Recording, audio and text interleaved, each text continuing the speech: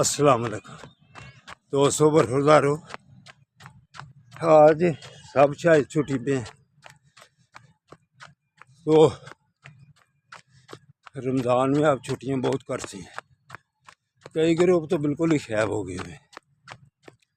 تو آ جاؤ جاگنگ کرو، انشاءاللہ تعالی روزے صحیح گزریں گے، تراویح صحیح پڑھی جائیں گی۔ جو رمضان میں محنت کرتا ہے پورا سال انشاءاللہ تعالی جسم فٹ رہتا ہے، ہسپتالوں سے بچ جاتا ہے۔ عمران خان کو دیکھ لے، اس سے زیادہ پریشانی ہے کوئی کہ جیل میں کتنے سال دو ہو گئے چلے، دوسرا رمضان سے گزر رہا ہے۔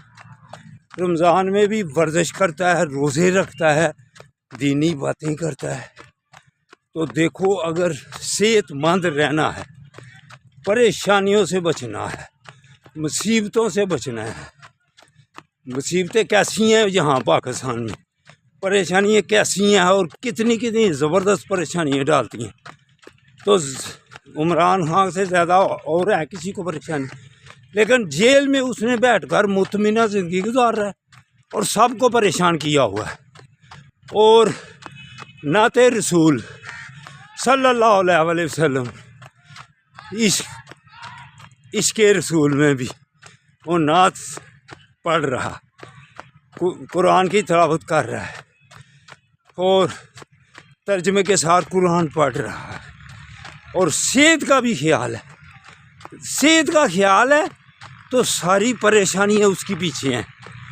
ہر ایک کے ساتھ اس نے سامنا کیا ہوا ہے، سب اس کو ذہنی ٹارچر کرنے کی کوشش کرتے ہیں، ذہن پر دباؤ ڈالنے کی، تاکہ وہ ہماری باتیں مانے، لیکن وہ اللہ اور اللہ کے رسول کی باتیں مانتا ہے۔